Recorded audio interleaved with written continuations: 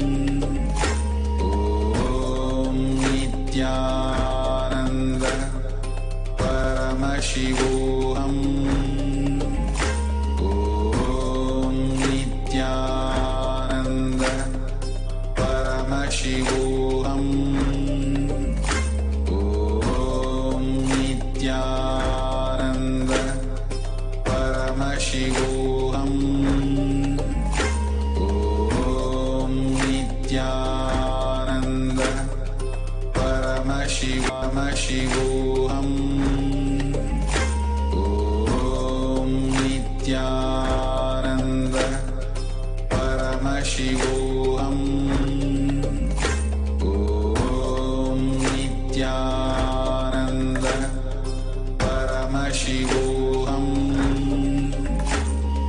Om Nithyananda Paramashivoham.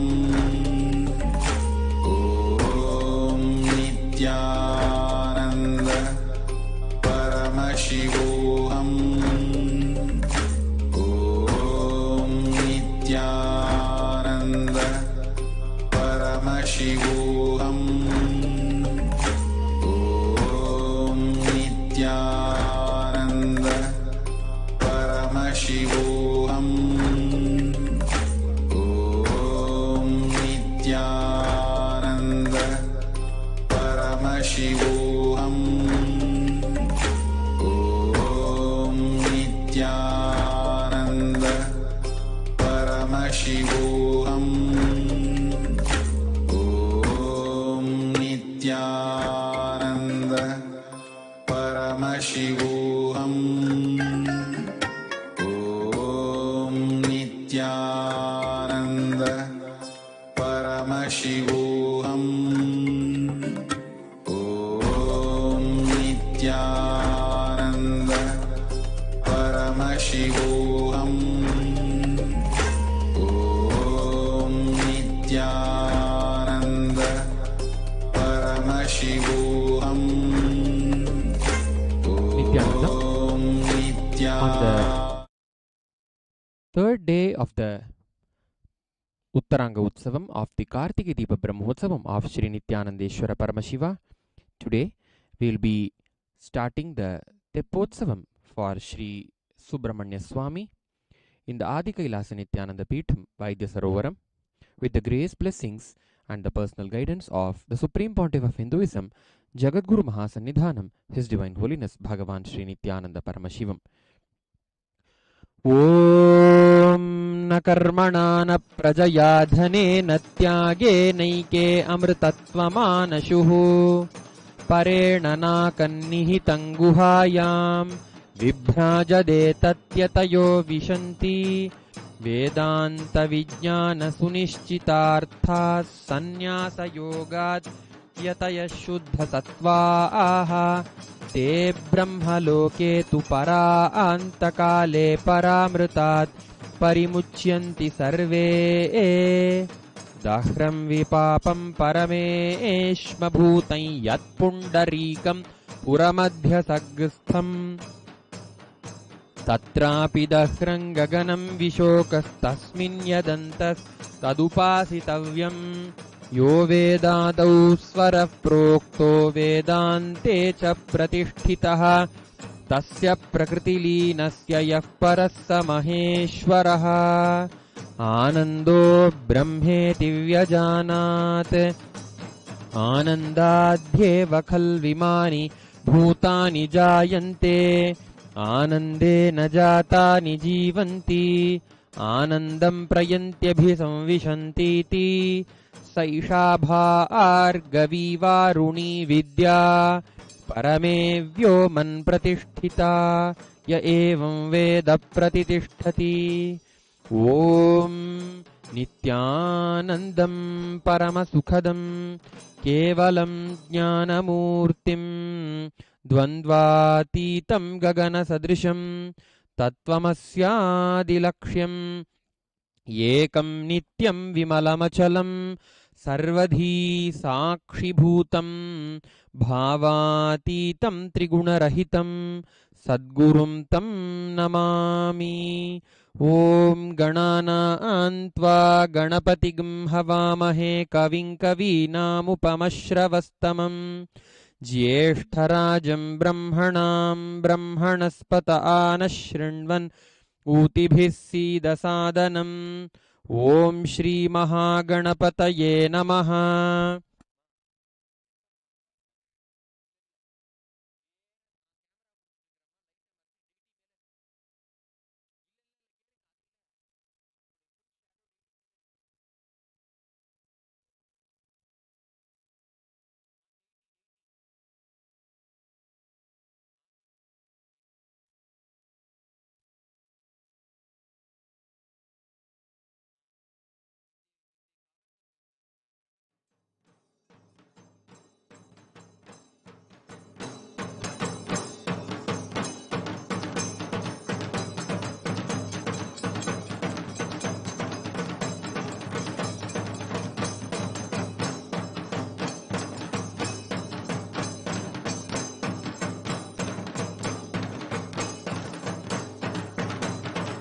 ॐ षडाननं कुङ्कुमरक्तवर्णं महामतिं दिव्यमयूरवाहनं रुद्रस्य सूनुं सुरसैन्यनाथं गुहं सदाहं शरणं प्रपद्ये।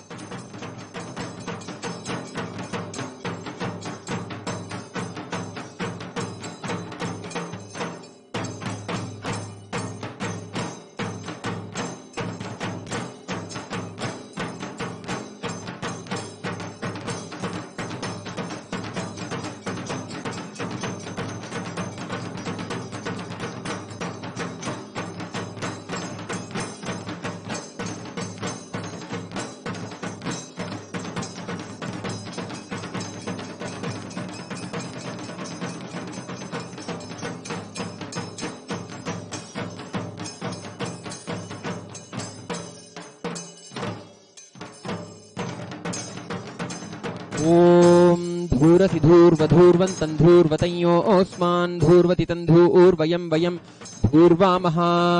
ओम श्री वल्ली देवसेना समेत श्री आनंद सुब्रह्मण्य स्वामिने नमः। धूपमाघ्रापयामि।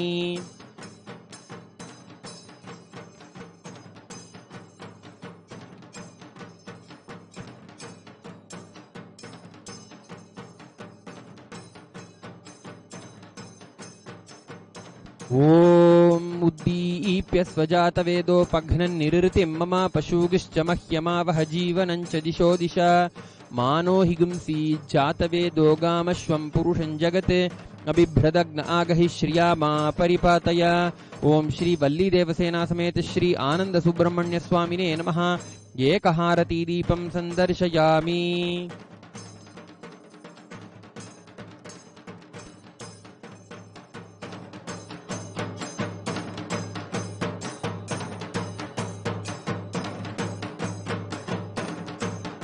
ओम अमृते अमृतोद्भवे अमृतवर्षिणी अमृतं श्रावय श्रावय स्वाहा। ओम श्री वल्ली देवसेना समेत श्री आनंद सुब्रह्मण्य स्वामिने नमः। नैवेद्यं निवेदयामि।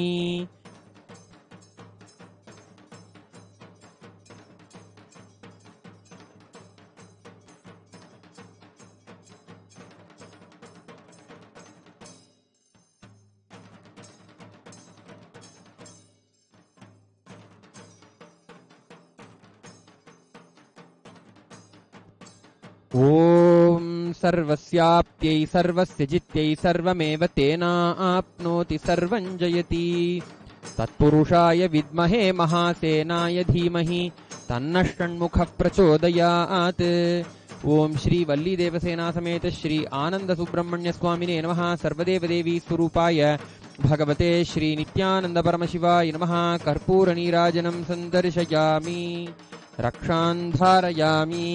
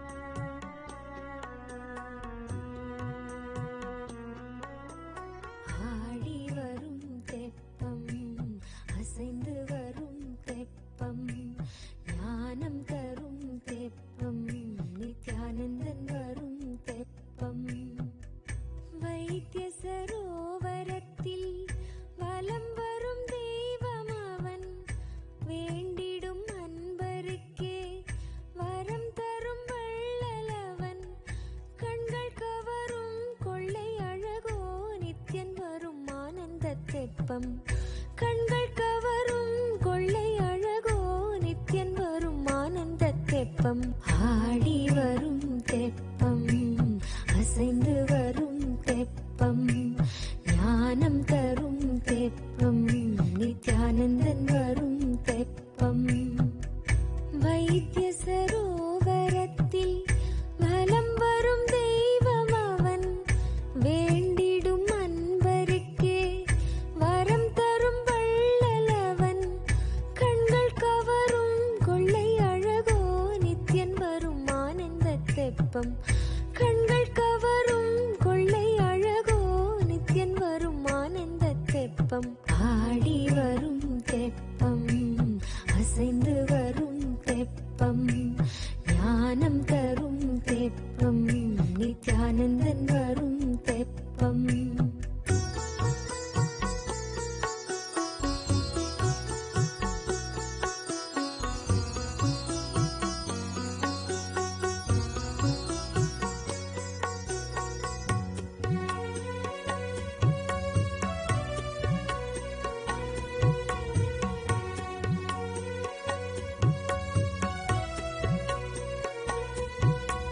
கார்முகிலும் விண்ணிருந்து பூமியில் இறங்கியதோ, தேரெனவே நீரில் வரும் தெப்பமதை கண்டதுவோ. நித்யன் வரும் தெப்பமதன் கோபுரமாய் மாறியதோ. இக்கரையில் மழை பொழியும் வரம் தனை வேண்டியதோ. வையம் குளிர வான்முகிலுக்கே வரம் தரும் ஆனந்தன் தெப்பம். கண்கள் கவரும் கொள்ளை அழகோ நித்யன் வரும் ஆனந்த தெப்பம். ஆடி வரும் தெப்பம், அசைந்து வரும் தெப்பம், ஞானம் தரும் தெப்பம், நித்யானந்தன் வரும் தெப்பம்.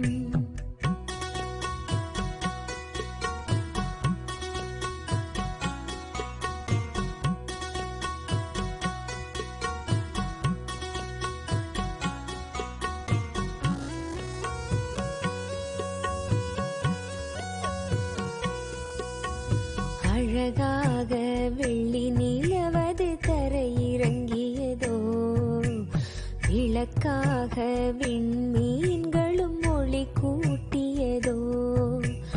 அழகாக வெள்ளி நிலவது தரையிறங்கியதோ. விளக்காக விண்மீன்களும் ஒளி கூட்டியதோ. விண்ணும் அதிரும் இடி முழக்கம் இசையானதுவோ. கண்ணை பறிக்கும் ஒளி மின்னல் ஸ்ருதி சேர்த்ததுவோ. சுகமாய் தென்றல் சாமரங்கள் வீசுகின்றதோ. அசையும் மரங்கள் மங்களமாய் ஆடுகின்றதோ.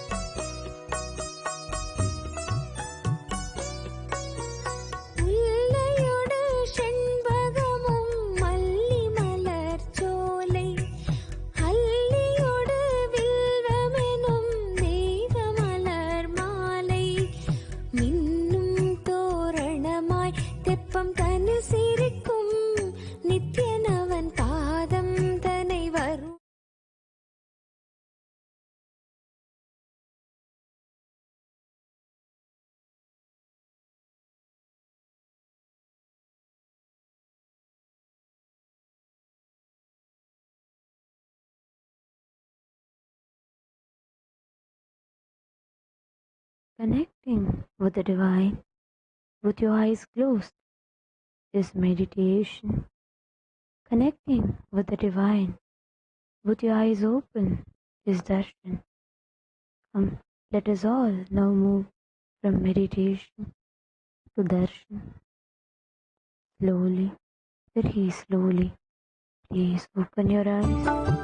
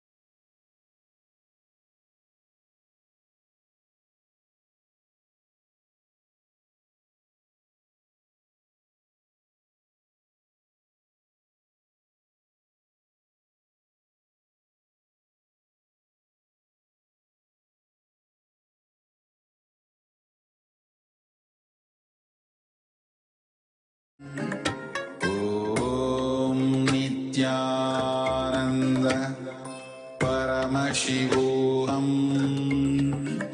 Om Nithyananda.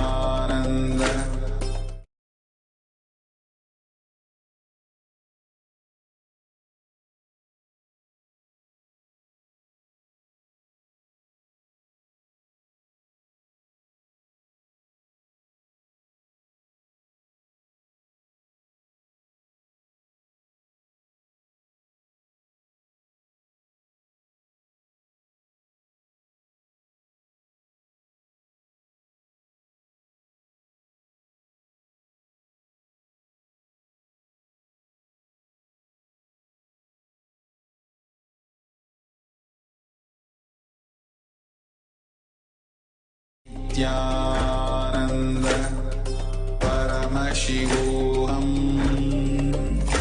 Om Nithyananda Paramashivoham.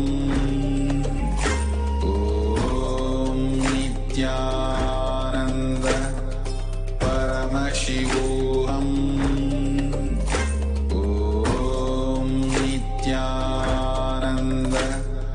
Paramashivoham. Om Nithyananda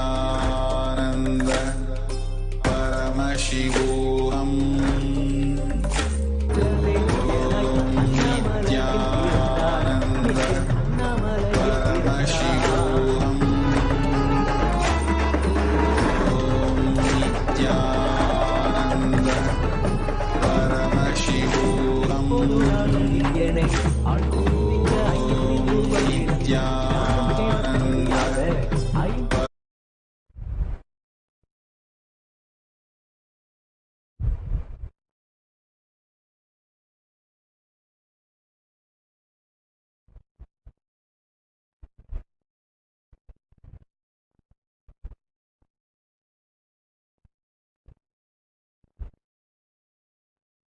I welcome you all with my love and respect. I welcome all the living and practicing Hindus, de facto Kailasians from all over the world.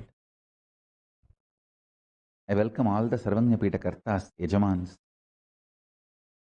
manifestors, Sarvavarityahis, Srimahans, Mahans, Kotari Tanedar, visitors, viewers, Kayakalpa Yoga participants, Kailasa's e-Gurukul students, Kailasa's NHU students, ministers, ambassadors, e-diplomats, citizens, consulate generals and supporters. I welcome all of you with my love and blessings.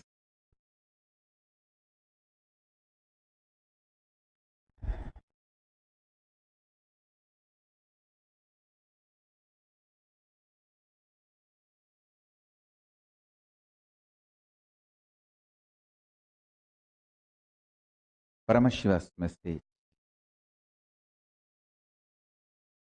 directly from Kailasa. Listen. Seek Shantitattva because it is reality. It is experiential reality, existential possibility, ultimate space to reside. Seeking for happiness is myth. Seeking for happiness is a myth. Because the idea of happiness is myth. Stop seeking for it. Listen intensely. Seek Shantitattva. Seek Paramashanta Swarupa. Paramashanta. It's a real experience. You will achieve it. When you achieve, you will feel your seeking was worthy. But seeking joy is delusion. The definition of joy the idea of seeking joy, the method or the way in which you seek joy, everything is delusion. Stop seeking joy, start seeking peace. Listen. Listen. Last 1 week, all my satsangs, today I am giving you the ultimate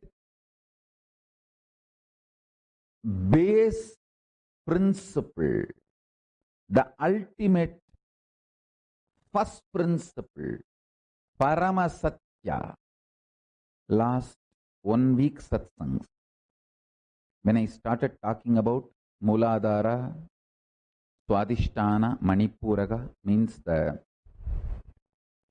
applying the conscious visualization, involvement with your sex energy, with your fears, with your eating habits or worrying patterns. From that satsang, listen to all the satsangs till today.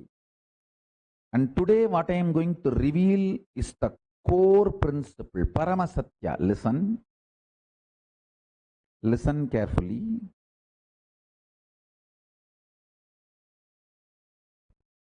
When you start seeking peace, Shanta, your visualization capacity mixes, merges, becomes one with your consciousness. Your consciousness becomes one with Paramashiva's super consciousness. Your sankalpa will become Shiva sankalpa. Your will become Shiva's will. Listen.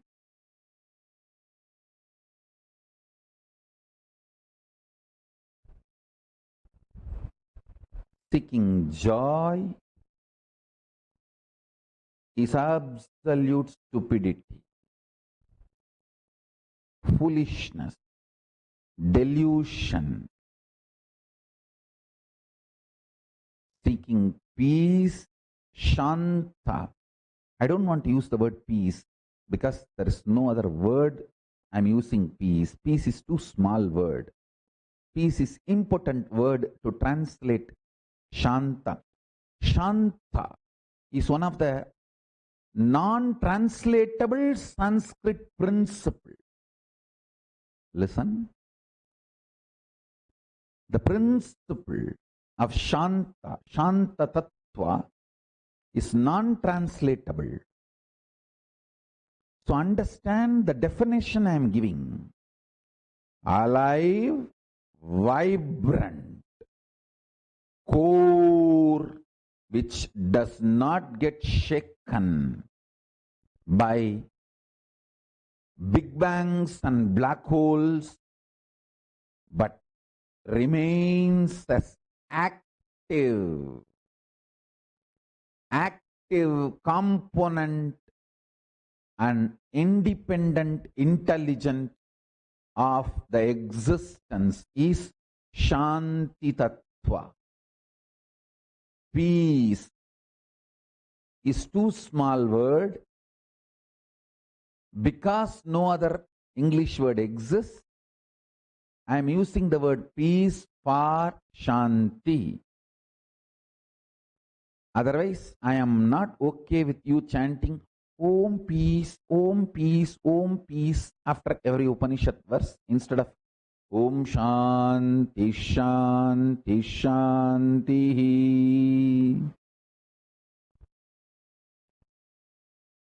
No, Om peace, Om peace, Om peace. No.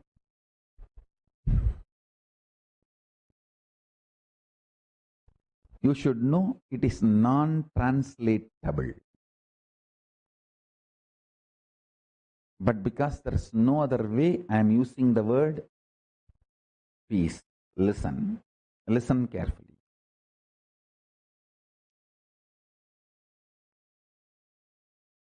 Start seeking peace. Your mental capacity, visualization capacity, your capacity to get excited, your capacity to get emotional, your capacity to become active, your capacity to become energetic, your capacity to be alive, all this will merge into your consciousness and Paramashiva's space. Paramashiva himself will start manifesting in you.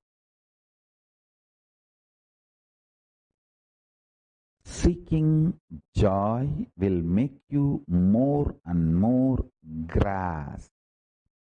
It will bring you down from consciousness to emotional, emotional to mental, mental to physical grasp. Start seeking peace, you will move from grasp, physical to mental, from mental to emotional, from emotional to visualization space, and from there you will move to consciousness and to superconsciousness itself. The truth which I am revealing today, after meditating on this truth, listen to the last 3-4 days of satsang. You will understand everything I was explaining last 1 week. If you start seeking peace, you will get intensely involved in your sex-related fantasies, visualizations, perversions, and you will master it. You will get involved with your fears, fear patterns, the ideas, thought currents which gives you nervous breakdown, mental breakdown. You will master it.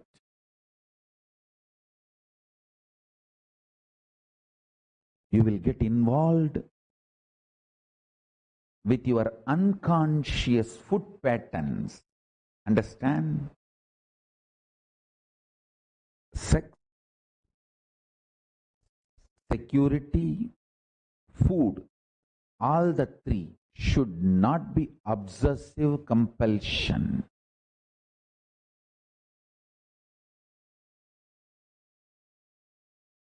When these three are obsessive compulsion, you are a slave.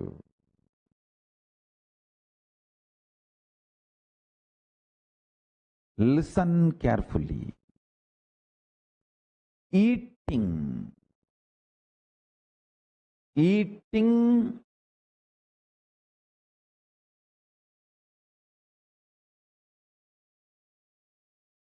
for the sake of joy will create more and more bondage. Eating for the sake of joy will create more and more bondage. Listen. If you start eating to find Shanta inside you, you will find the right food. I tell you.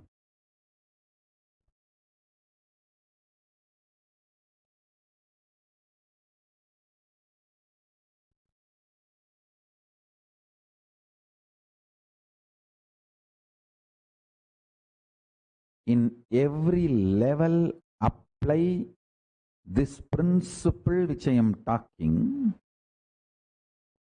Personal,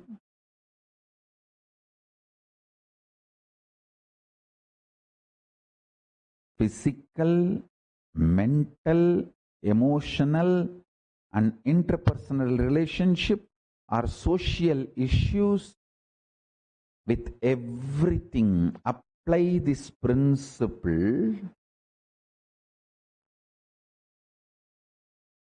Listen carefully.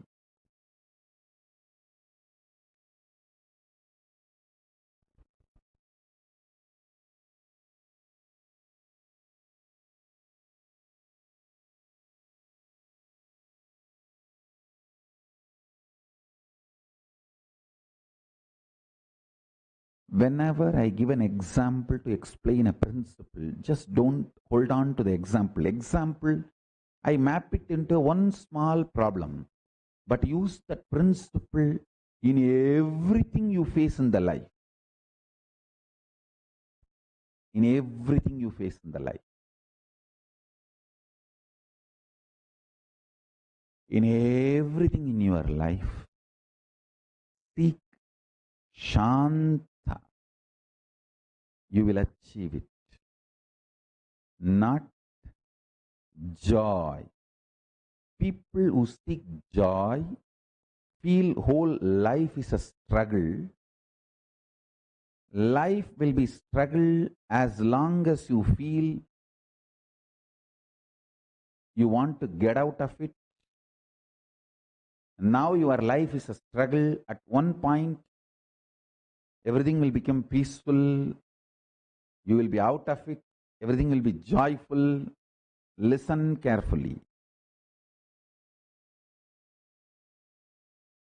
As long as you have the fantasy of getting out of struggle, your life will continue to be struggle. Understand this one truth.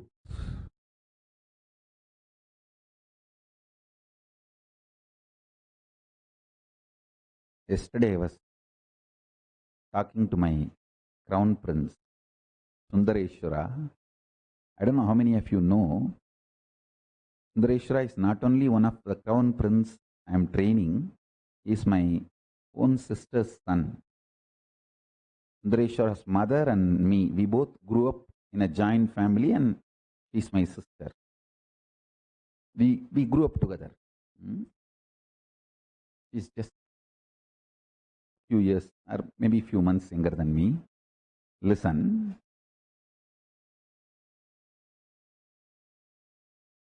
I was telling him the most important secret about life. Please listen.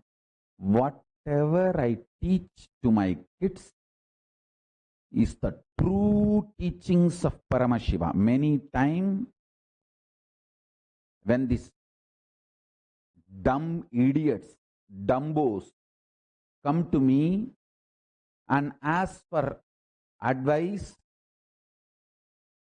But you know, funny thing, I'll be spending hours together and giving them the counseling. Then they will end up the whole thing. They will say, oh, Swamiji, I don't think I'm able to accept this. And I am not ready to, I have not evolved yet to accept your advice. Then why did you waste my time? I have seen many people doing this. So, am I tie for you? Many times I have seen people come to me to get approval for their decision so they can use my spiritual powers and energy to execute their decision. They don't come to me to know what is the truth, what is the right. They come to me only to exploit me, manipulate me, and get yes from me for their desires. So when they realize that they are in delusion, I am sticking to the truth, they say, oh, I think I am not yet ready to listen to you. Come on. Then why did you waste my time? So when this kind of dumbos, idiots come, usually what I do, I won't even talk. I'll just listen to them. Half an hour they will blabber everything, and then they themselves will come to some conclusion. And then they will go out and say, oh, what a great Swamiji is. He clarified all my doubts and he solved all my problems.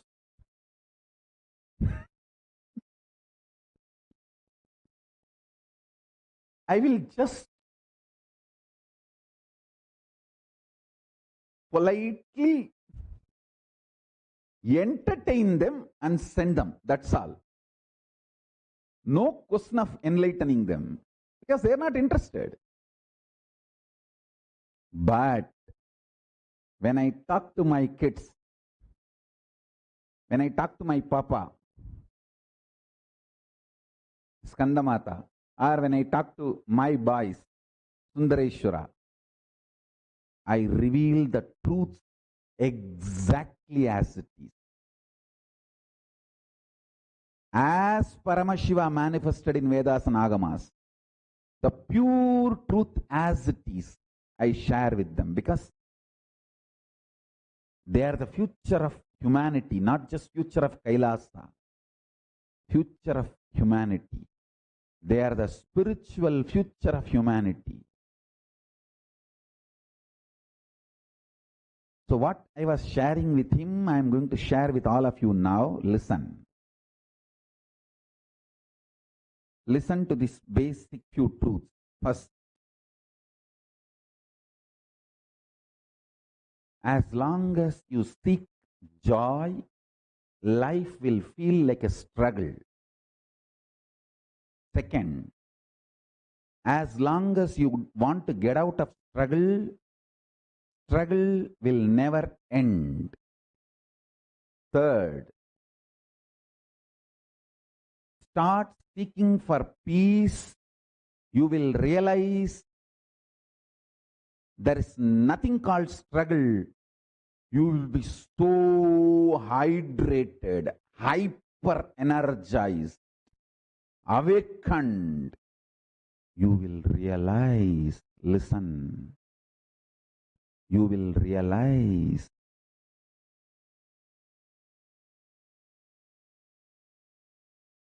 life is war, struggle. If you want to live a cheap life, have cheap struggles in your life, like a fighting with your neighbor. I've seen in Indian villages how they fight for 2 feet land. Or that neighbor threw some dust or garbage outside his house. The fight will go on for 3 days, sometimes even 3 generations. If you want to live a cheap life, keep your struggles, fights, wars cheap level. If you want to live the highest life, raise your struggles, wars with Maya, delusion. The level of your struggle, the level of the war you are waging decides the level of your life. This strength comes when you drink the juice of Shanta, Paramashanta Swarupa. I tell you, I found my center, Paramashanta Swarupa. I am so confident of me. I can't be mentally broken, physically broken, consciously broken. I can take up any struggle, any challenge. This courage, this guts, this strength, trust on me is the greatest grace Paramashiva gave me.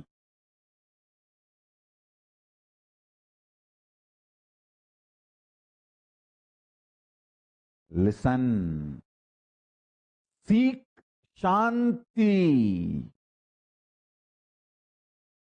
Even little bit of Shanti you drink, you taste inside you will give you tremendous strength, will make you realize life is a struggle. If you want to live a cheap life, keep your struggles cheap with your spouse, with your husband, with your wife. Sometimes you fight even with your daughters and sons. What a cheap struggle. I have seen some of the cheapos fighting with their own daughter and sons. If you want to keep your life very cheap, keep your struggles very cheap. If you raise your struggles, your wars, the quality of your life will raise. Understand? Listen to today's satsang, step by step, again and again. These are the truths I gave it to my son. In joint family system, especially when we grow up together, the brother's son is my own son, sister's son is my own son. We don't marry even in the level of Taimaman if they are joint family, because we grew up together.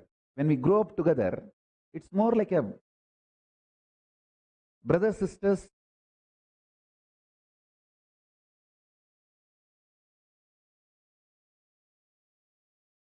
Even if they are aunts or uncle's daughters, uncle or aunt's sons. So listen, my sister's son is actually practically itself my own son.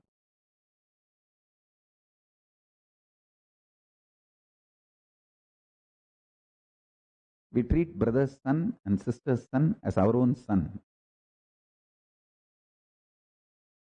If somebody doesn't have own son or daughter, even the wealth is inherited by the brother's sons or sister's sons. So if I am teaching something to my own son, that is the ultimate truth. Listen, that's what I want to insist here. So listen to this great truth. It's most personal, royal secret from Paramashiva. Drinking Shantitattva inside you will give tremendous strength. I tell you. You withdraw from all fights, wars, struggles in your life, not because of external reasons, but because you don't have confidence on yourself. You collapse inside first. Only then the collapsing outside happens. But when I drank the Shantitattva, Paramashanta Swarupa, the guts and energy which came inside me, I just know I cannot be mentally broken. I cannot be physically broken. I cannot be consciously broken. I know I am the cosmos, not as any delusion or illusion. Clear, solid experience, not imagination, visualization. Experience, I tell you. Seek Shanti. You will have the strength to wage the greatest wars in your life. The quality of your wars decide the quality of your life. There is nobody who is not in the war on the planet Earth. If you know the duality exists, if you are in a plane of duality, you are waging the war. Life is war. You make it small, you are a cheap fellow. If you make your wars cheap, you are cheap.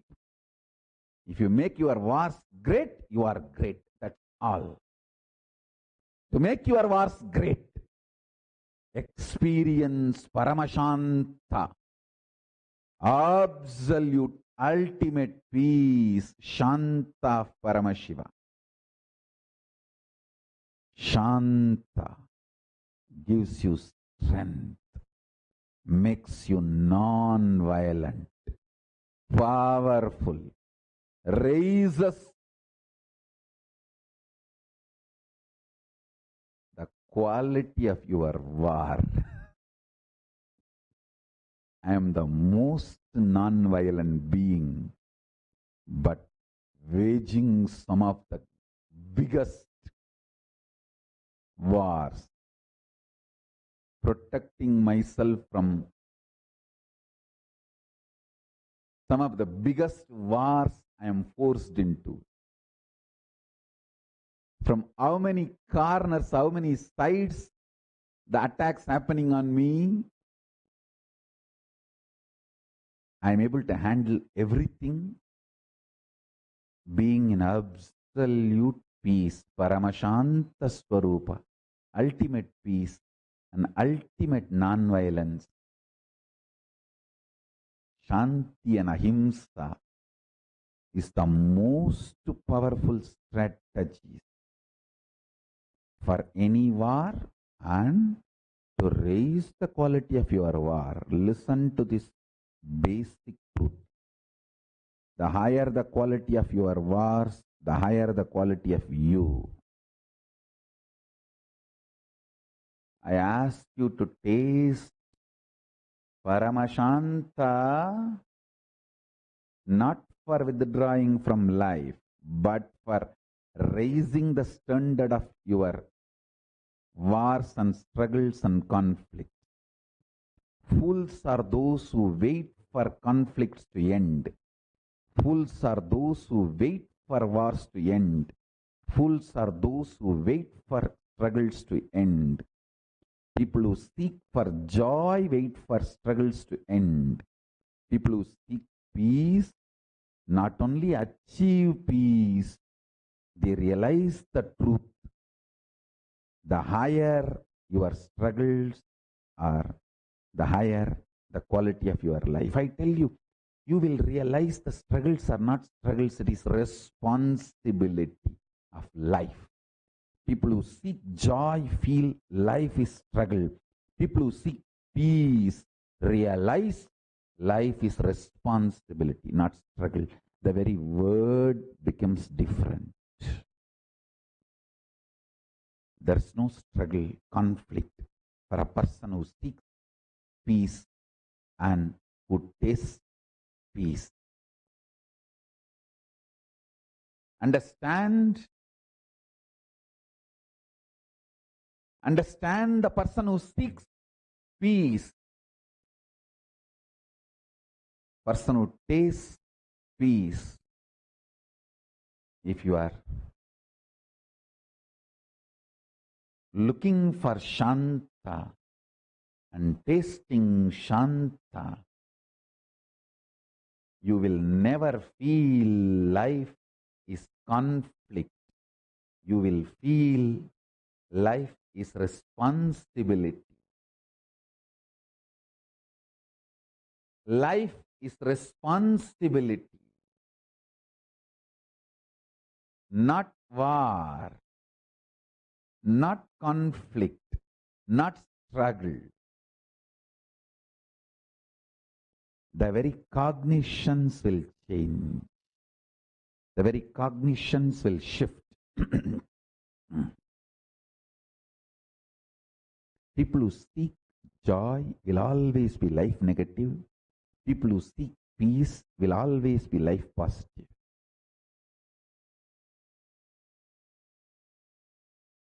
Seek peace.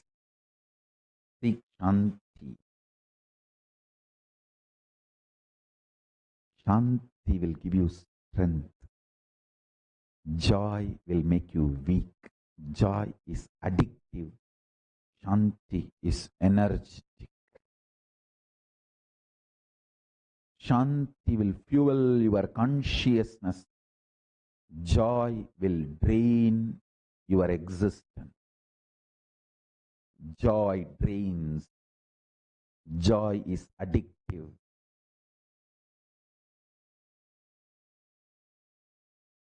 Peace stabilizes. It's absolute, ultimate reality. Meditate on what I said, every statement I made today is Rajavidya, Rajaguhyam, royal secret and sacred knowledge. Rajavidya, royal knowledge. Rajaguhyam, royal secret. which I teach to my kids,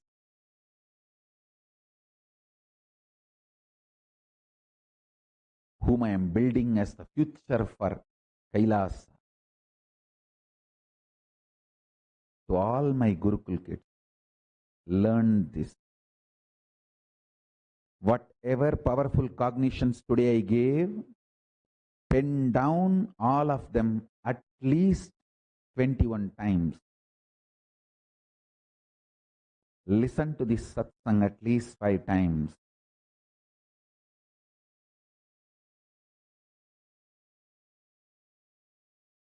People who seek joy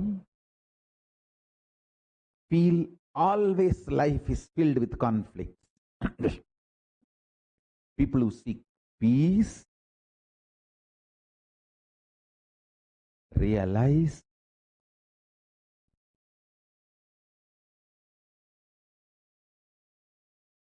there is no such thing as conflict. There is only one thing, responsibility.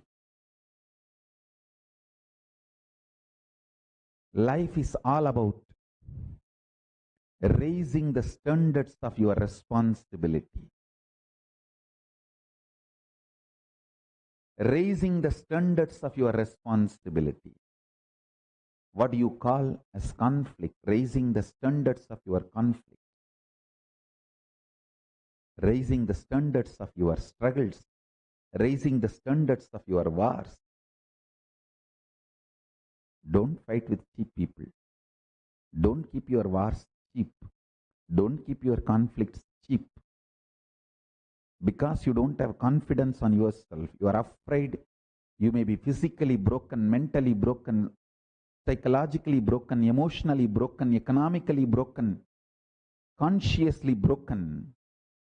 You keep your struggles, wars, conflicts too cheap and low. Taste bliss. Paramashantas Ananda. The bliss of Paramashanta. Paramashanta Swarupa Paramashiva. Seek that absolute peace inside you through unclutching.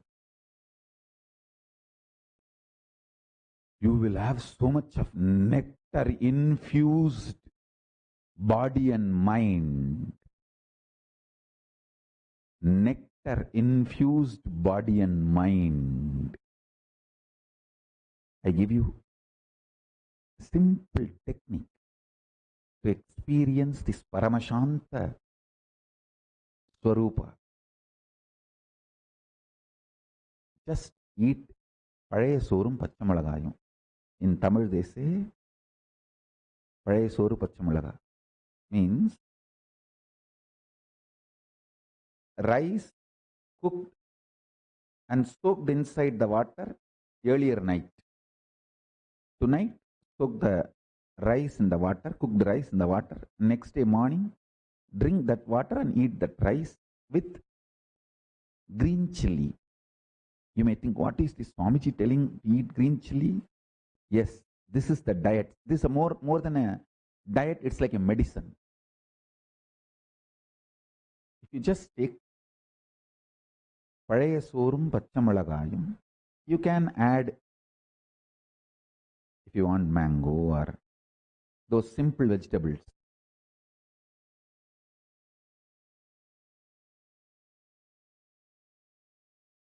Only one meal a day, Pazhaya Soru Pachamolaga. It will burn the whole stomach and cleanse all the toxins. It will be so light. There won't be anything left inside your body to make you feel heavy.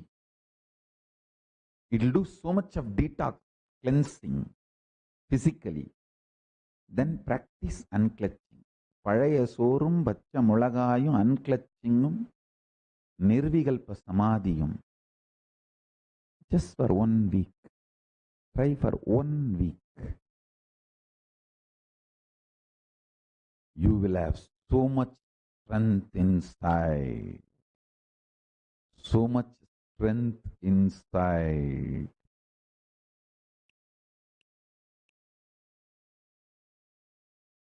You will just shift the gear in your life. Understand, with whom you struggle decides the quality of your life. This will just change the quality of your life.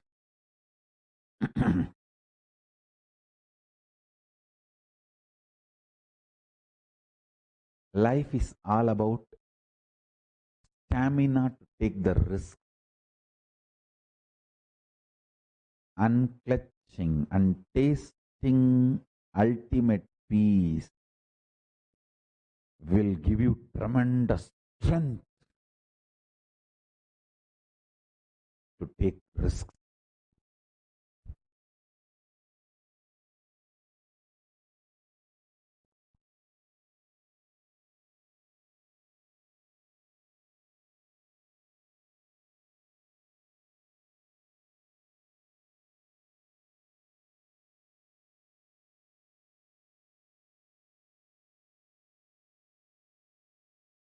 Cheap people struggle with cheap things. A middle class fellow struggles with middle class things. A high class fellow struggles with high class things. A man who realizes there is no such thing called struggle, everything is our responsibility, becomes leader.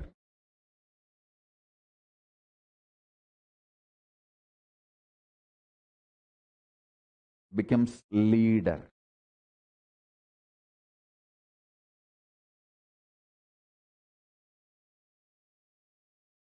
Change your life from cheap struggle to higher struggle to responsibility and no struggle.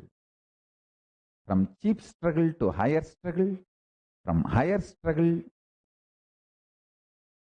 to no struggle, only responsibility.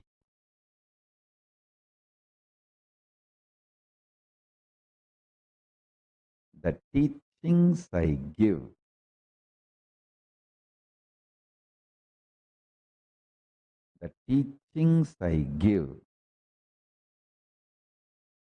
for my own kids are the essence of Paramashiva's teaching.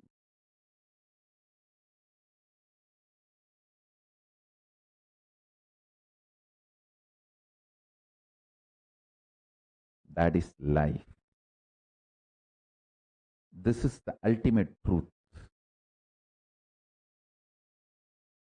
Learn to increase the stamina of your consciousness by tasting more and more Shanta inside you.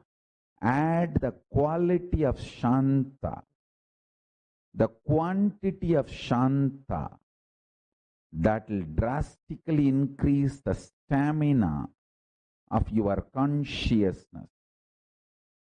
Your ability to wage the war without conflict and beyond conflicts. Your physical, mental, emotional, conscious stamina will just shoot up. You will take thousands of decisions every day in a very consistent, cohesive, organized way.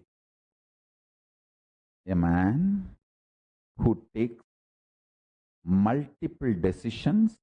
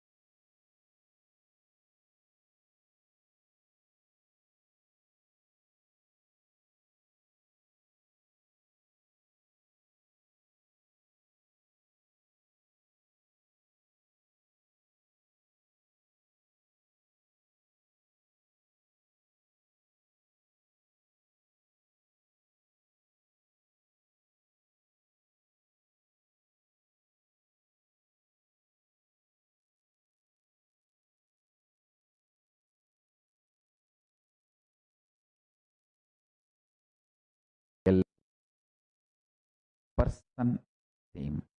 Understand? A leader is a person consistently take thousands of decisions in an organized way every day. That strength comes to you when you taste Paramashanta in you. Listen. Most of the time, the leader goes through the mental breakdown. That is when the organization breaks or his hard work fails. Whether you are in a company or an organization or you are your own boss, life is organization. Whether you are in a family or a marriage, marriage is an institution. Whether you are in a political institution or you are working for a company as your career, for your money, for your life, job, or your relationships, everything. You will be boss, you will be the leader if you can take decisions consistently, organized way, multiple times. Nobody is your enemy. You mentally broken and taking inconsistent decisions is your enemy. Taking inconsistent decisions is rajas. Not taking any decision. Tired, bored is tamas.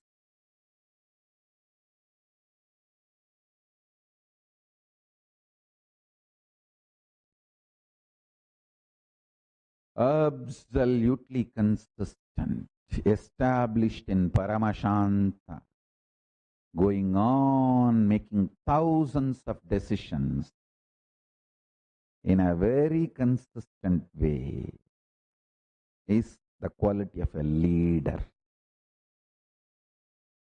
I am producing enlightened leaders for the future of Kailasa. So for them, this is the teaching I give. Experience more and more Paramashanta unclutching. So your stamina raises. Your physical, mental stamina shoots up. And you are very consistent, integrated to you. Integrated to you. Integrated to you. Being integrated to you makes you leader.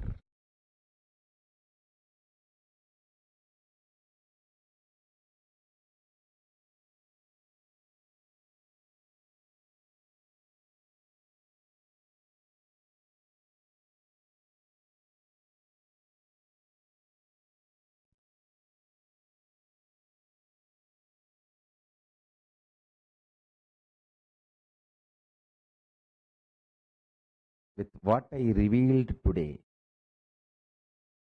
with this clarity, depth, watch all the satsangs of last 1 week. You will understand the whole zigzag puzzle falling in one place. What I mean by visually getting involved, consciously getting involved with your sexual fantasies, perversions, without the physical act.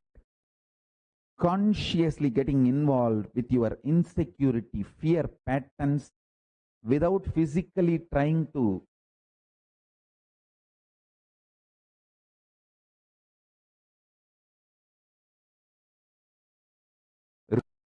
raise your so-called securities, consciously eating continuously without physically dumping food in your stomach.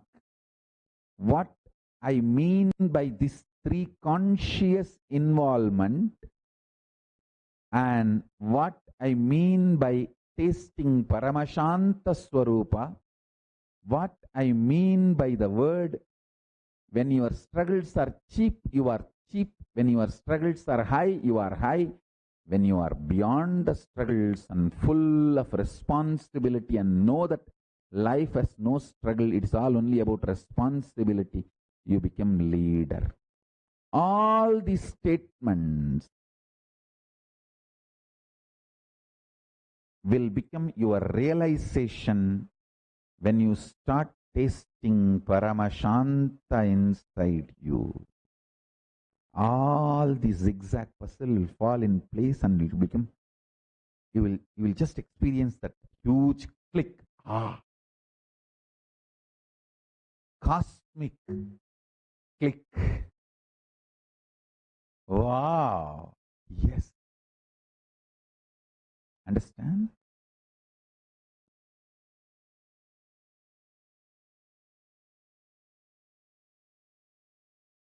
I am not here to teach you. I am here to initiate you. My initiation will teach you. Every day I come to satsang not to teach you, but to initiate you, to give you the Shakti Pada. Actually, to give you my smile, to love you. My love, my initiation will teach you. Your bhakti is your internet connection. My love for you is my internet connection. My uplink connection is my love for you. Your download connection is your bhakti for me. The connection actually happening is Shakti Pada, initiation. I am here just to love you. My love will teach you. I am here just to initiate you. My initiation will teach you. I am not here to teach you. I am here to love you. Every morning I am here just to say, I love you guys. How are you? Doing well? Why you did not shave? Why there is no vibhuti in the face? Why did you put the round kumkum? Why can't you put the Trinetra Tilak? I am here just for that.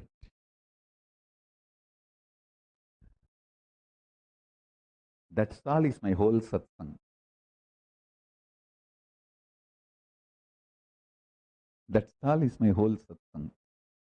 Some of the best satsangs, the greatest satsangs, the greatest productive sessions conducted by me is all small talk with a cup of coffee. When I sit in the courtyard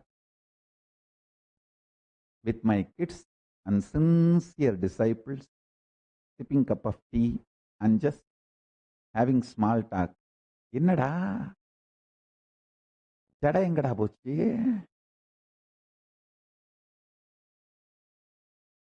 என்னடா தின்னு தின்னு பன்னி மாதிரி வளர்ந்துருக்க?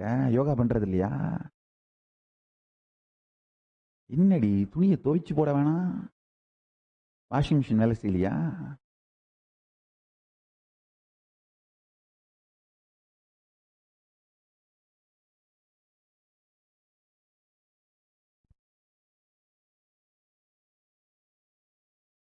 குங்குமத்தை ஒழுங்கா வைடா.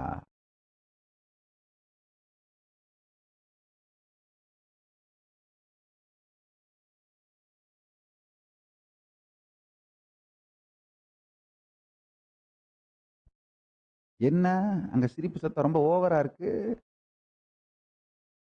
என்ன கச்சேரி நடந்துட்டு இருக்கு?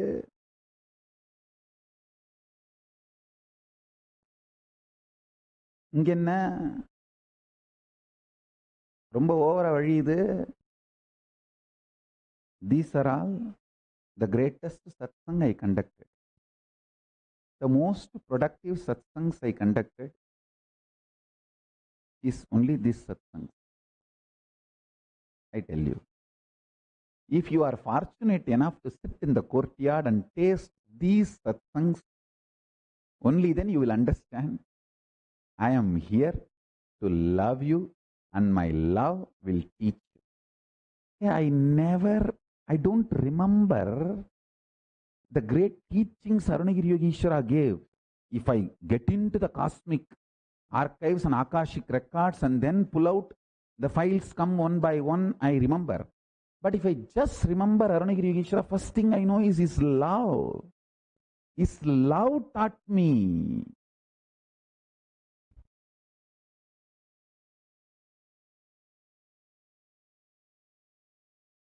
The moment you remember me, if you remember my love, then you are my Gurukul kid.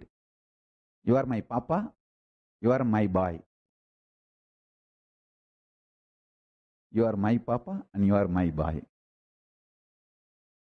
When I remember my Guru, that is what I remember, is love.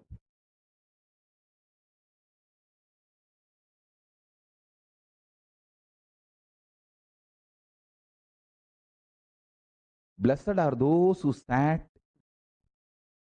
in the courtyard sessions, had small talks with me, with a cup of coffee,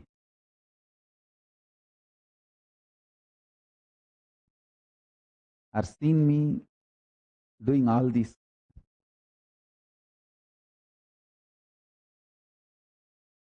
Small talk,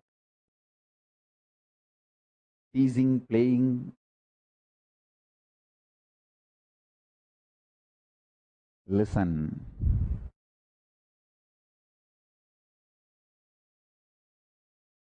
I am here to initiate you. My uplink bandwidth is my love for you. Your downlink bandwidth is your bhakti for me. This connection is Shaktipada, initiation, and this initiation will teach you.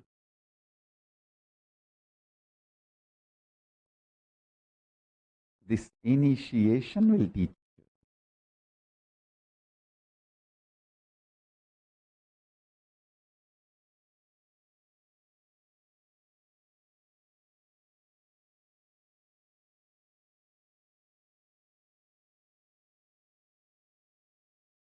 So the greatest Mahavagyas I utter is the way I tease my kids. என்னடா என்னாச்சு, குளிச்சிட்டியா, ரொம்ப ஃப்ரெஷ்ஷா இருக்கா?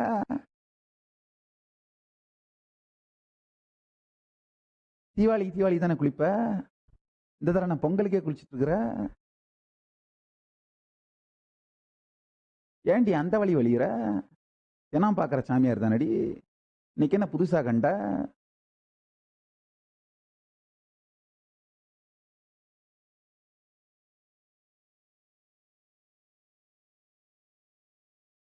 These are my greatest initiation.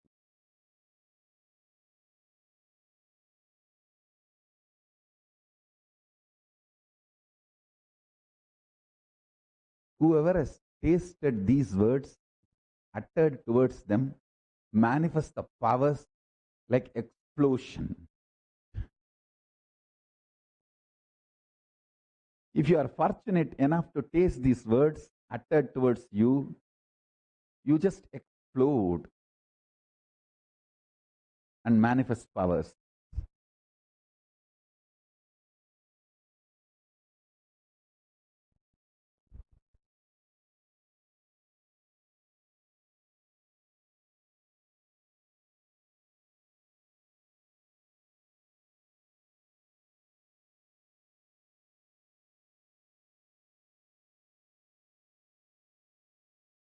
My love teaches you. My initiation teaches you. When I remember my Guru, I remember love. Only when I get into the micro details, I remember the statements, the words he taught, the truths he gave. So the moment you remember me, if you remember the love, you are my boy, you are my papa.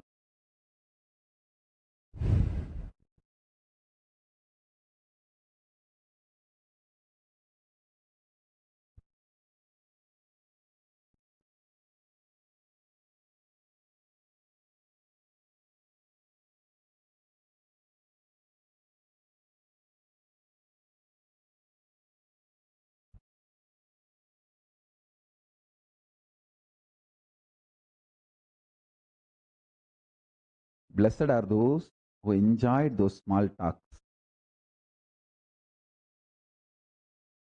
பாப்பா ஓரமா உட்காரு. 3 கண்ணில் பார்க்க சொன்னா 1.5 கண்ணில் பார்க்குது பாரு இந்த லூசு.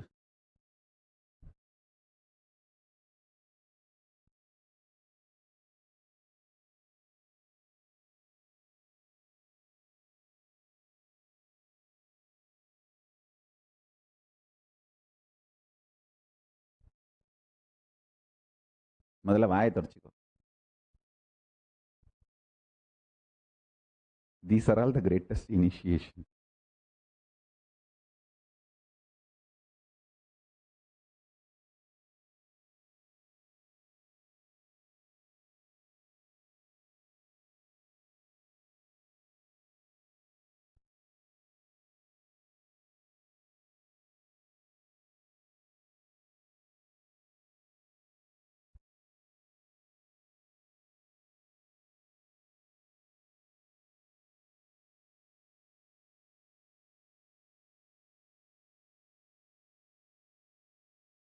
So with this, I bless you all. Let's all radiate with integrity, authenticity, responsibility, enriching, casting, living Shuddhatvaita Saivam, the state, space, powers, being, superconsciousness, and KAILASA, Paramashiva. Paramashivoham. Om Nithyananda Paramashivoham. The eternal bliss, Nithyananda. Thank you. Be blissful.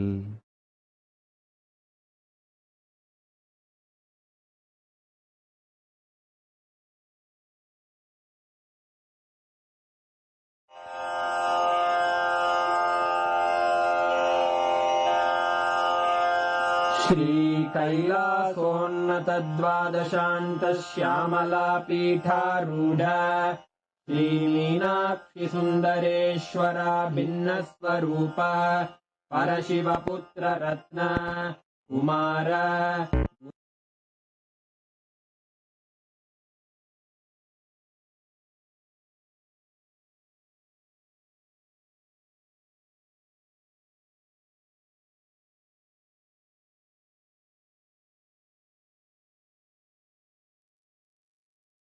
मय चतुरश्रयान गीयमान छत्र चामर श्रीचिह्न काहलादि समस्त बिरदावल्यलङ्कृत ज्ञान विज्ञान चक्रवर्ती सर्वजन संघ सद्यो निर्वाण दीक्षा व्ययापवर्गवर्ष विश्राण जीमूत परमत कलभ केसरी शैव सिद्धांत स्थापनाचार्य श्रीराजाधिराज पांड्य महाराज गुरु क्षपण शाक्यादि महांधकार निवारण ज्ञान भानु वीक्षणानर्हार्ह ध्वजोच्छेदन पूर्वक श्रीमद्वृषभध्वज स्थापक शैव समय कर्त्रे सर्वज्ञ पीठारूढ़ श्री जगद्गुरु श्री ज्ञान संबंध Desika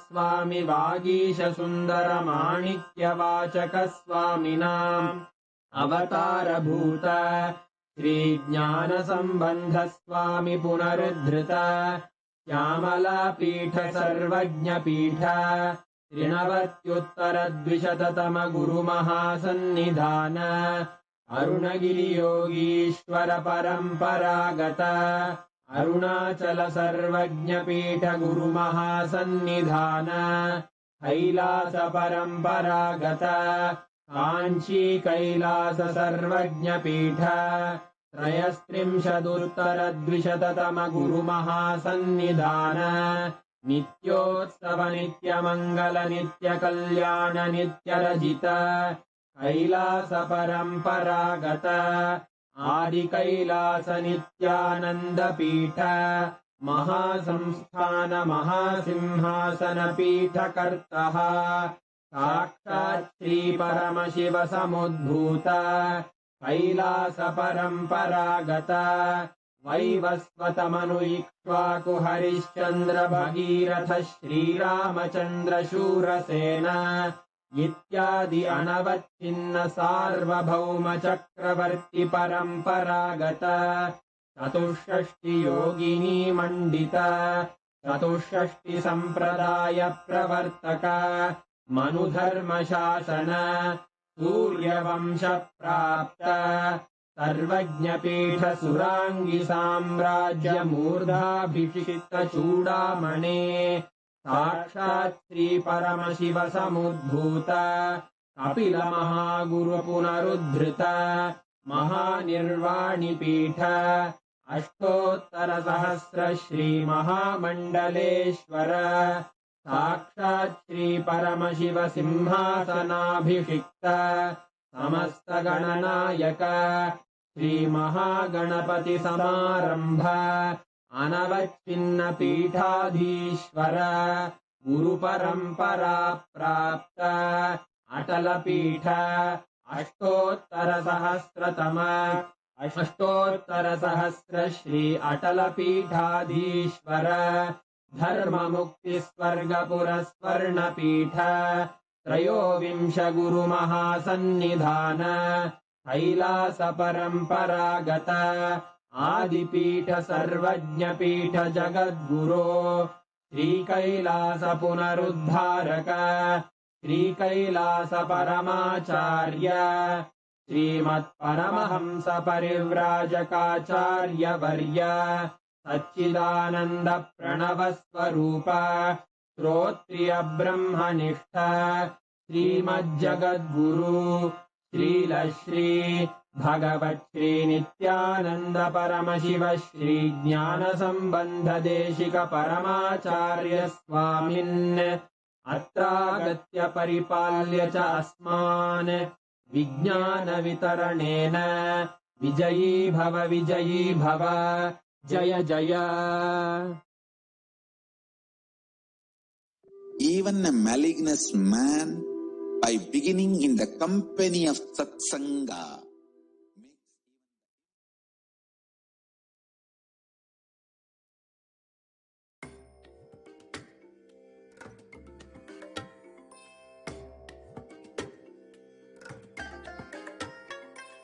I bless you all.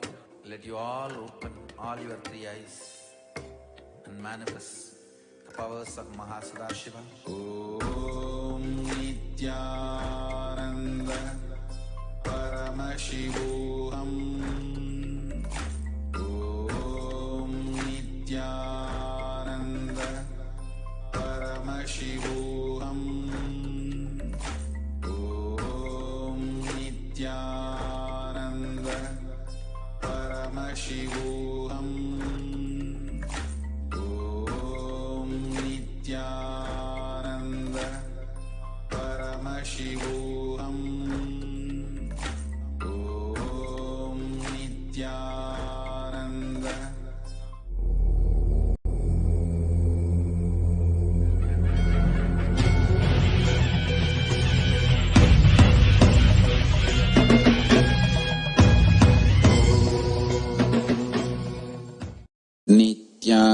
नित्यानन्देश्वर Paramshiva समारम्भाम् नित्यानन्देश्वरि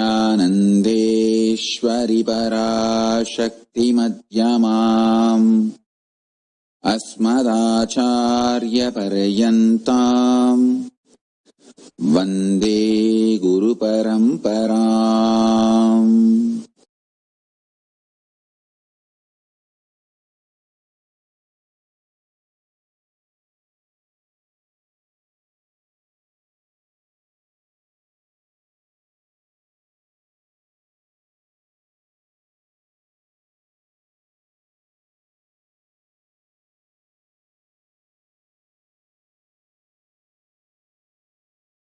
I welcome you all with my love and respects.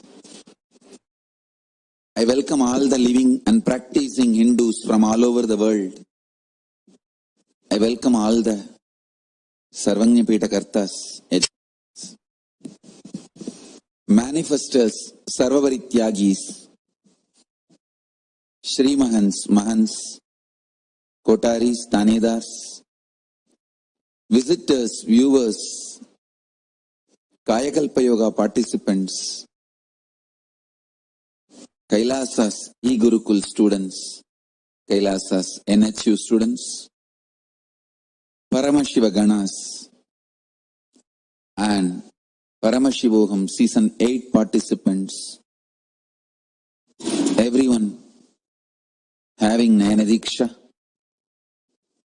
and all those watching us live on KAILASA TV, KAILASA's NTV, KAILASA's HNTV, KAILASA's Enlighten app, and other social media platforms.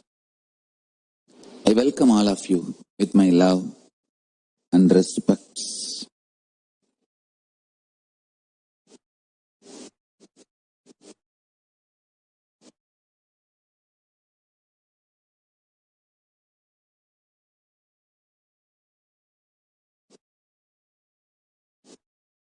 Paramashiva's direct message from KAILASA.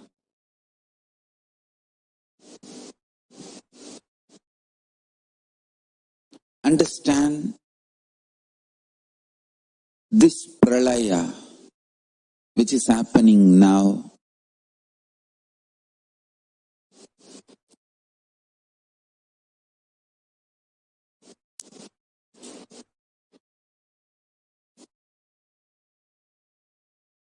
as some good news,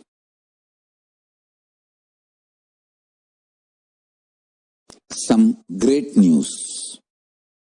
There's no bad news. Listen. Good news is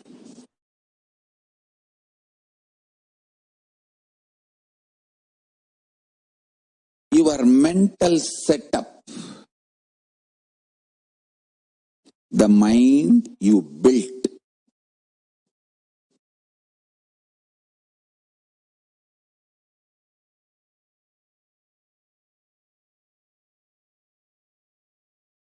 is with the mixture of some delusional beliefs, false hopes, false security, blind spots, and some true, powerful, real cognitions. Understand? Your mind is mixture of both. I should say, for a common man, the powerful cognitions is very less percentage. Delusions, hopes, blind spots are all large number of percentage. I'll give you some example for blind spots. People in anger, in rage, sometimes think, come on, let's do it, and face what comes after that. But when after effects, the side effect, the result of what they have done, when it comes, they can't face.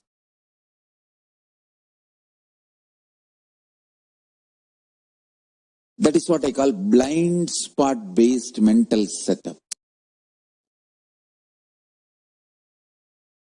Sometimes people make decisions arrogantly.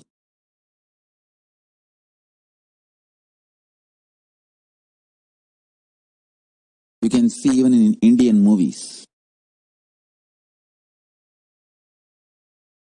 Constantly this Indian cinema is teaching violence as heroism. Oh God.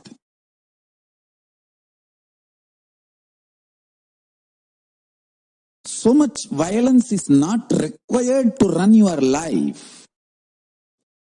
But it is so unfortunate, Indian cinema makes you believe only if you are violent, you can survive, which is not true.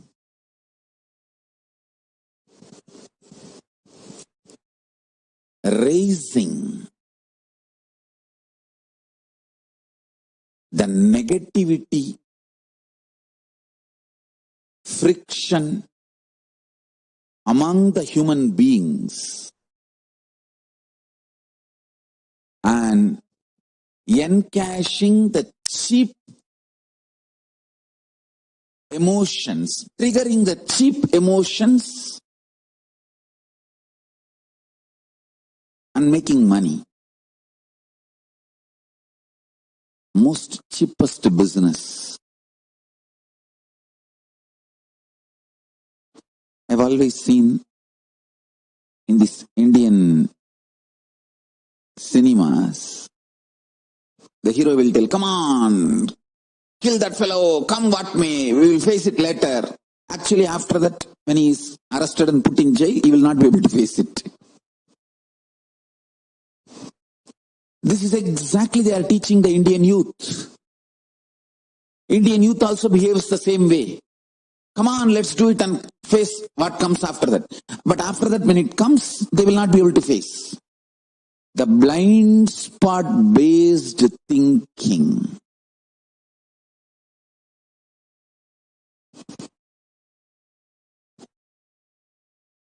Listen. All this blind spot based thinking, blind spot based mental system will collapse now in this pralaya.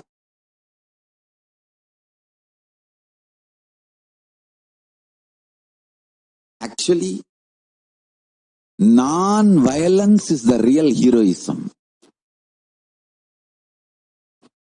We should teach our next generation how to take the non-violence and blissful coexistence to your core level. All this violence-centric heroism and violence-centric hero worship stories, everything should be moved away from the next generation. Violence should not be taught as heroism. Making yourself rich, happy, blissful through happy coexistence. That should be the lifestyle, and that is only going to be the future. Youth is not going to believe anymore this violence instigating ideologies.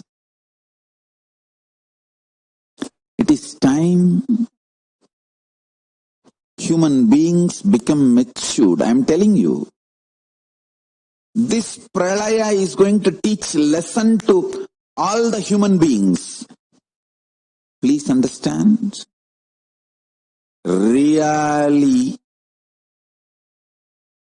the meat industry should disappear from planet Earth. Understand?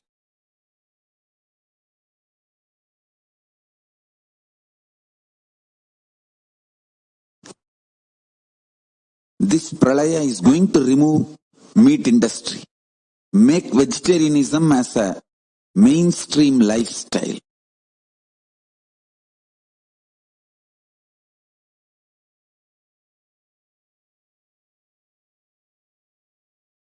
All the blind spot based thinking,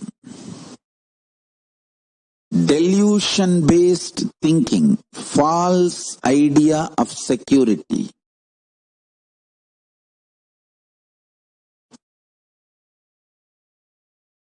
all this will melt down.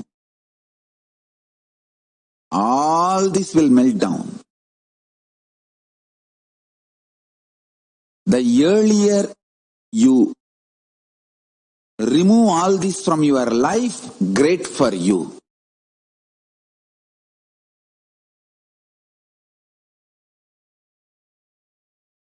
some of the things I am repeating continuously, and I am going to repeat continuously for next few more days, till it reaches everyone. Because these are first principles to survive this pralaya. First principles to survive this pralaya. Understand?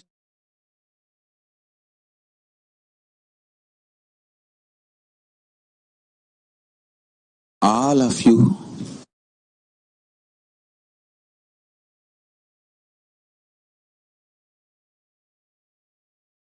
have a great possibility now using this situation. Nithyananda Paramashivoham.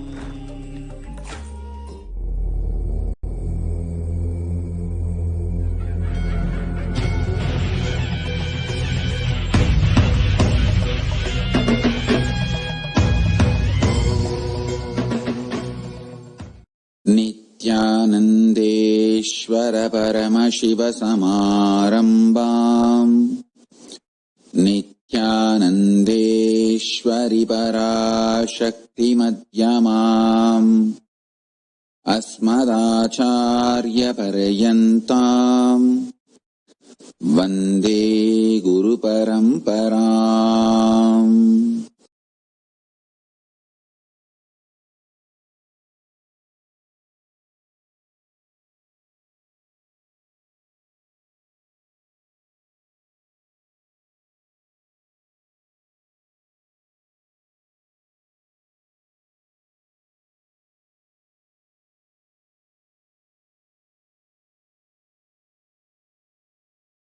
I welcome you all with my love and respects. I welcome all the living and practicing Hindus from all over the world. I welcome all the Sarvanyapita Kartas, manifestors, Sarvavarityagis, Shri Mahans, Mahans, Kotaris, Tanedas, visitors, viewers, Kayakalpa Yoga participants, KAILASA's e-Gurukul students, KAILASA's NHU students, Paramashiva Ganas, and Paramashivoham Season 8 participants, everyone having Nayana Diksha, and all those watching us live on KAILASA TV, KAILASA's NTV, KAILASA's HNTV, KAILASA's Enlighten app, and other social media platforms.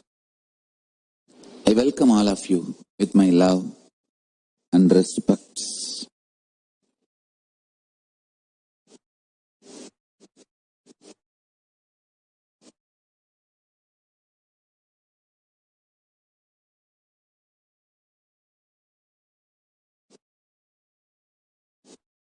Paramashiva's direct message from KAILASA.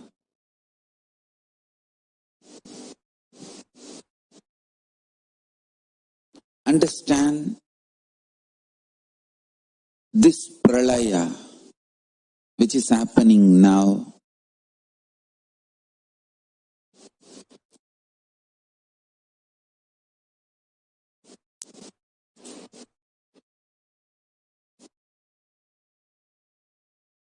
as some good news,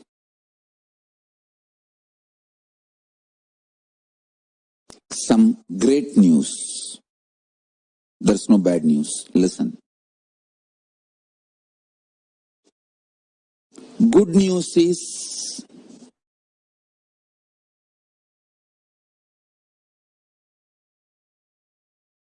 your mental setup, the mind you built,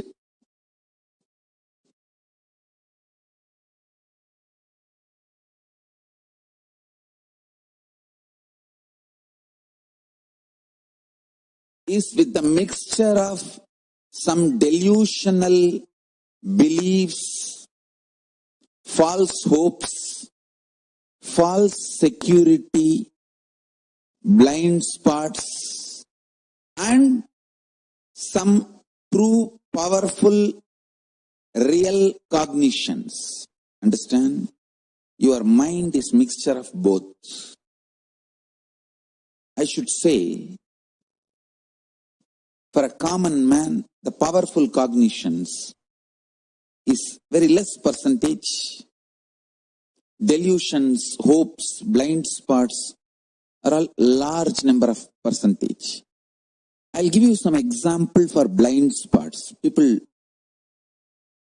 in anger, in rage, sometimes think, come on, let's do it, and face what comes after that. But when after effects, the side effect, the result of what they have done, when it comes, they can't face.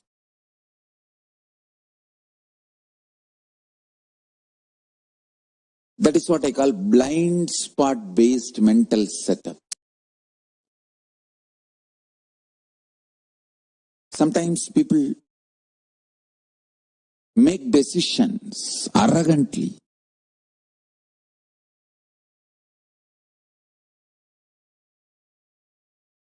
You can see even in Indian movies.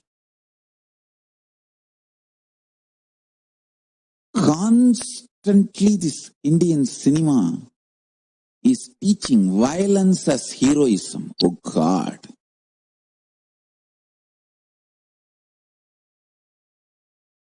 So much violence is not required to run your life.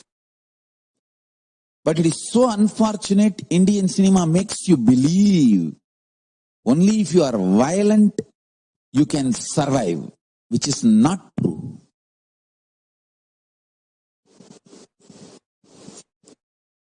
Raising the negativity, friction among the human beings and encashing the cheap emotions, triggering the cheap emotions and making money. Most cheapest business. I've always seen in this Indian cinemas, the hero will tell, come on, kill that fellow, come what may, we will face it later. Actually, after that, when he is arrested and put in jail, he will not be able to face it. This is exactly they are teaching the Indian youth. Indian youth also behaves the same way. Come on, let's do it and face what comes after that. But after that, when it comes, they will not be able to face. The blind spot based thinking.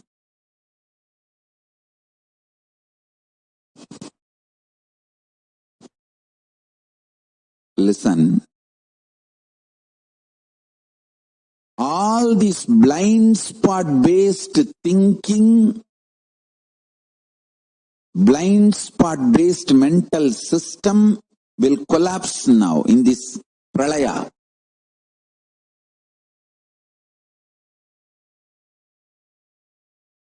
Actually, non-violence is the real heroism. We should teach our next generation how to take the non-violence and blissful coexistence to your core level. All this violence-centric heroism and violence-centric hero worship stories, everything should be moved away from the next generation. Violence should not be taught as heroism. making yourself rich, happy, blissful through happy coexistence. That should be the lifestyle, and that is only going to be the future. Youth is not going to believe anymore this violence instigating ideologies. It is time human beings become matured. I am telling you, this pralaya is going to teach lesson to all the human beings. Please understand. Really, the meat industry should disappear from planet Earth. Understand?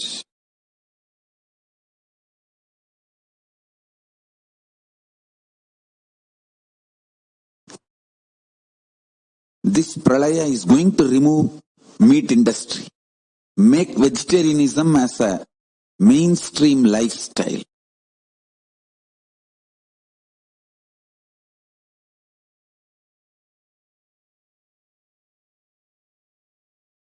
All the blind spot based thinking, delusion based thinking, false idea of security,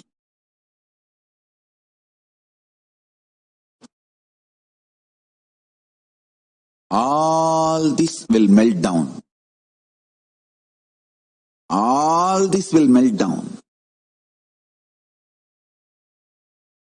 The earlier you remove all this from your life, great for you.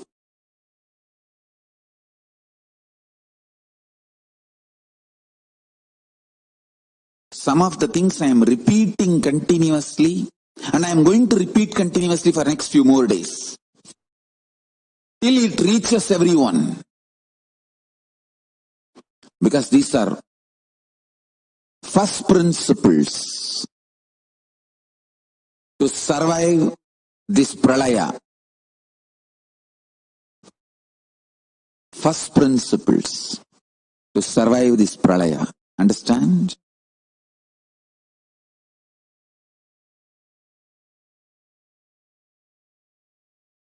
All of you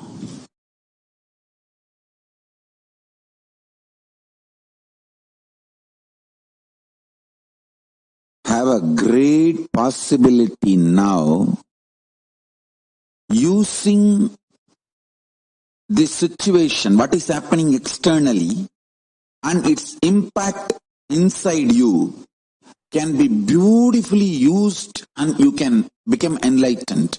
You can have superconscious breakthrough. Because all the peer pressure is taken away. Now there is no pressure, no jealousy, no comparison, no peer pressure. Everything is taken away.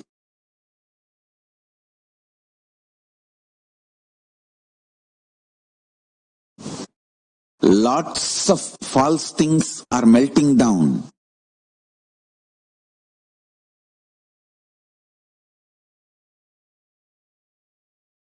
Lots of life negative ideas are collapsing.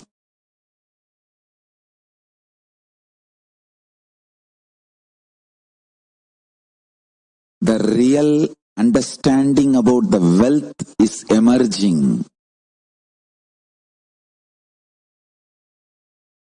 Real clarity about strength is emerging, I tell you.